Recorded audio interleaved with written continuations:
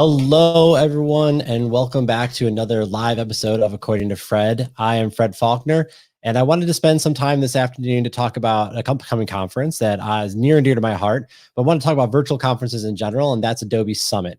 So as we know, going to conferences has been something that a lot of companies send their employees to. A lot of companies will sponsor because it's an opportunity for lead generation and getting in front of prospects and existing customers. And the pandemic of 2020 and now leading into 2021 has turned all of that upside down. And we are sitting here now trying to live out a knowledge sharing conference world in a virtual land. So if you're one of those people that like to go to conferences, it's either something you really like, love or hate. It really just depends on who you are. For me, as an attendee of a conference, it's really a place to gain knowledge, connect with colleagues, because often you're going not solo, you're going with others, and you're getting out of the office and you're just absorbing and learning. And yes, it's a fire hose. Yes, it's drinking from the Kool-Aid. I can specifically say going to conferences, especially when you have high caliber ones like Adobe Summit, you just get sucked into a world where it's just, you're drinking from the fire hose. And it's an exciting time when you can just be out and in that element. If you're a vendor, you have all the sponsorship responsibilities. I enjoy actually sitting in a booth, but I only go to 2 or 3 conferences a year. Sometimes, vendors or that sponsor conferences are there as a road warrior. They're there all the time. It's, again, that love-hate relationship. And at the end of the day, no matter who you are, who likes to come back and do expense reports? So if there's anything that the pandemic has brought us is attending conferences. May not be, maybe less, but Lord knows we're not doing expense reports anymore. And for me, that is a big win. But as mentioned, one of the things I really feel that you get at conferences is you get to meet people, you get to build relationships, you get to see some great content. Maybe there's even a great band you get to see because there's always these parties at go conferences, and pandemic land has just made it very, very difficult for that to happen.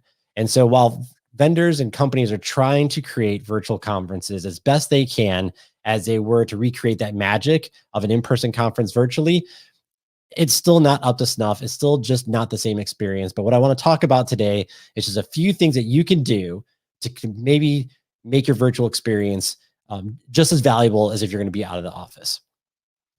So when we think about the conferences that you may attend, and conference season has kicked off again, it's the beginning of the year, and everyone's trying to make this work in their world.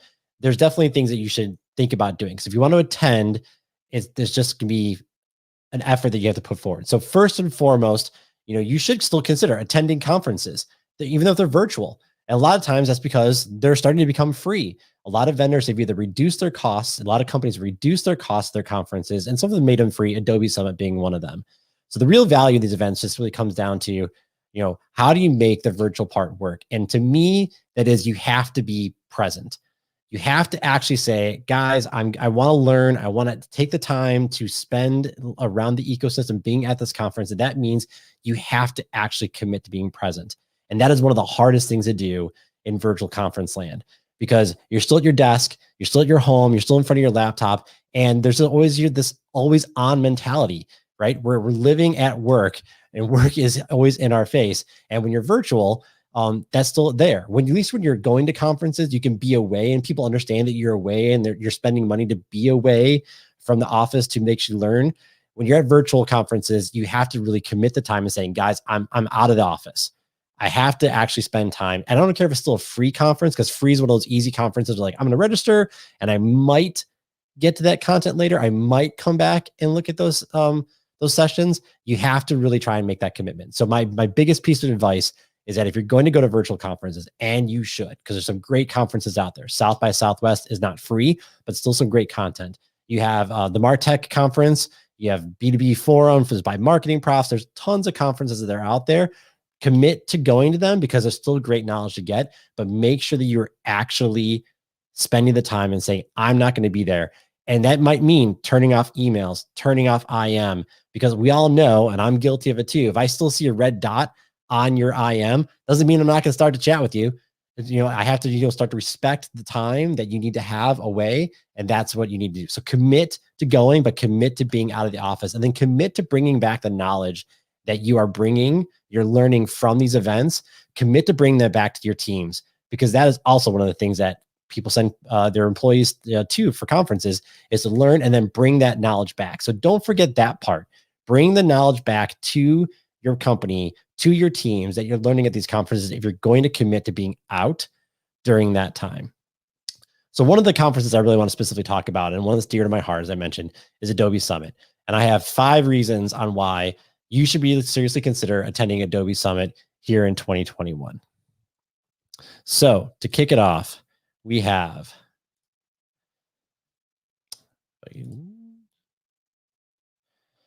it is free. As I mentioned before, the cost is free. Again, free does not necessarily mean bad. It's actually Adobe's expecting 300,000 attendees to be registered for Adobe Summit, and I do believe that free equals an open opportunity for more people to attend. And I think that's actually a really smart move for vendors, especially like Adobe, who has products that go across several different ecosystems, several different types of companies that use it, from their Creative Cloud to their Document Cloud and their Experience Cloud, which is what Adobe Summit is specifically focused on, is their Experience Cloud. It opens up opportunities for more people to learn about their platforms. And so for you, if you might be thinking about something in the Adobe ecosystem, whether it be analytics to track your visitors to your site, whether it's personalization with Adobe Target, whether it's omni-channel content delivery, your AEM and their commerce platforms, there's lots of things you can actually get to explore with, and free just opens up that gateway. So it also opens up to my other suggestion, which is students. Students, if you want to get an edge into what it's going to be like and the platforms you're going to work with as you go and graduate, take advantage of every free conference you absolutely can. And Adobe Summit is one of those great ones to do it at. So again, I would say start with attending this one, but definitely take advantage of the fact that it's free. Tip number 2, quality content and answers to use cases. I think this is one of the biggest things that you can take away from Adobe Summit, and that is the quality of the content.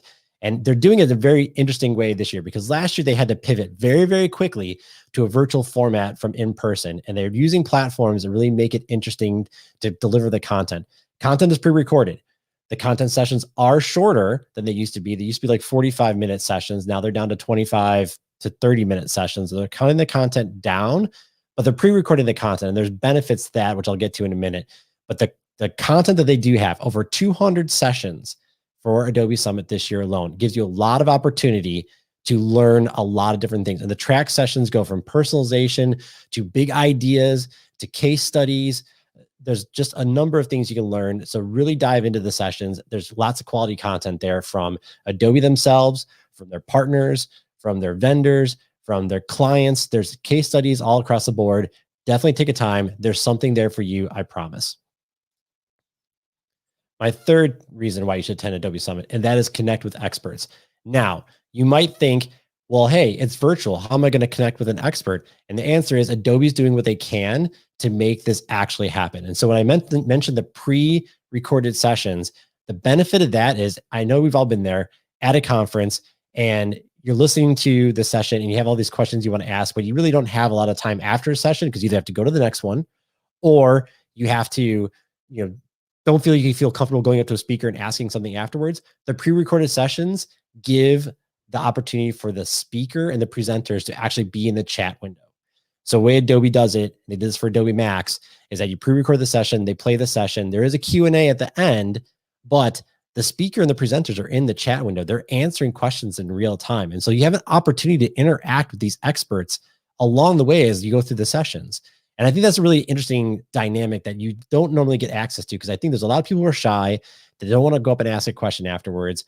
Go ahead and ask that question. Go ahead and ask it in the chat window, because chances are you're not the only one. And monitor that chat window and see if there's questions that come up that you want to have answered too. So you can learn along the way. And I found that what they did at Adobe Max and what they're doing here at Adobe Summit, I think is going to be greatly beneficial. I think a lot of vendors could take a cue from that when it comes to when they're putting out a virtual conference. The second access to connect with experts is that what Adobe is doing is something called Brain Dates this year. And that is all their partners, and those are sponsors, are being given access to have one-on-one type sessions, or one-to-few, one-to-many sessions, but not full-blown sessions per se, but one-on-one time to you to then go ask questions and get answers and brainstorm about ideas that you can bring to the table and bring back to your organization. So take a look at the Brain Dates, sign up, but make sure you can look at the Brain Dates, because there's going to be plenty of experts out there, again, across the entire ecosystem, that you can ask a question and get an answer to. And that is something that I think is worth its weight in gold, especially because you're not having access to the actual community forum or the community floor where you can actually go to the booths and talk to an expert there, these brain dates are giving you an opportunity to do that. So I highly recommend you look at brain dates in addition to interacting with the speakers and the presenters in the chat window during presentations. My fourth reason is to build your community. And again, you might think, Fred, how in the world am I going to build a community when I'm actually physically not there? I'm not sitting next to someone at lunch, or I'm not sitting next to someone in a session, and I can't have that one-on-one quick interaction. And the answer is, it's going to be tough. It really is. But if Adobe's making a big effort, and I've seen this happen, and I've grown a great community around Adobe Summit in the past by just being involved in the social media component. Specifically, you're going to want to be on Twitter. You may not be someone that's on Twitter normally, but I would definitely think about either having an account or dusting off your account to be involved around Adobe Summit during being on Twitter during around Adobe Summit. Follow the hashtag Adobe Summit, follow the account Adobe Summit. There's definitely going to be things that are going on, a lot of live tweeting, a lot of interaction, and you will be amazed on ways that people will respond back, ask questions, interact, don't just watch if you don't want to, but you can really build your community using social media. Adobe's going to have other ways they're going to build their community at Summit. Stay tuned to how they're going to announce those types of those features and functionality within the site. But I would definitely consider community is a way to be built there. You can make it happen. Trust me, it's just something you have to put a little bit of effort into. My next suggestion and final really suggestion is the skill building and training. So in addition to just the 200 sessions that are going on at Adobe Summit, there's actually another set of sections that is actually just learning workshops. Now, it's not going to be the big full-blown pre-day workshops they've had in the past, but they have specific workshops, about 20 of them, in which you can actually go and get some more hands-on keyboard solutioning. So check out the sessions that they have for there, because there's definitely ones that can dive a little deeper in. You're going to have a little more knowledge of the platform itself, depending on what the solution is you're talking about, but they have their instructors. They have their product experts. They have people there that are presenting and sharing information, tips, tricks, how-tos to learn their platforms better. Definitely take advantage of those sessions if you can. So I have 5, big kind of reasons to attend Adobe Summit. Now, I actually also work for a company that is actually going to be a sponsor there. We're a platinum sponsor because of one of the roles I have at ICF Next, as I am their partner in strategic alliances. I actually help manage our Adobe relationship. So what I'm going to say now is a little bit of a self-plug. You definitely want to consider, if you're going to be at Adobe Summit, you should consider attending our session, which is Fitness is the Next Normal. And we're presenting that on Wednesday, April 28th at 2:30 p.m. to 2:30 to 3 p.m. Central Time with Good Life Fitness. Good Life Fitness is one of the largest health and wellness fitness providers in Canada. We've been working with them for a number of years on their digital transformation, even through the pandemic, helping them understand how they can create a better experience for their customer and enabling it through Adobe technology. It's a session you don't want to miss. If you want to learn about this session and more things that we're doing at Adobe Summit, including brain dates, go ahead and hit our website. We have a quick link here. Just go to bit.ly/ICF-Next-Adobe Summit. Hit our landing page, see all the different things that we're doing at Adobe Summit. We'd love to talk to you.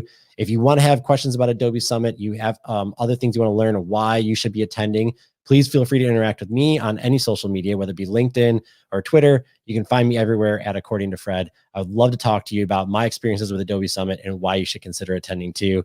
Thanks again for joining. We'll catch you hopefully in late April at Adobe Summit. Thanks again.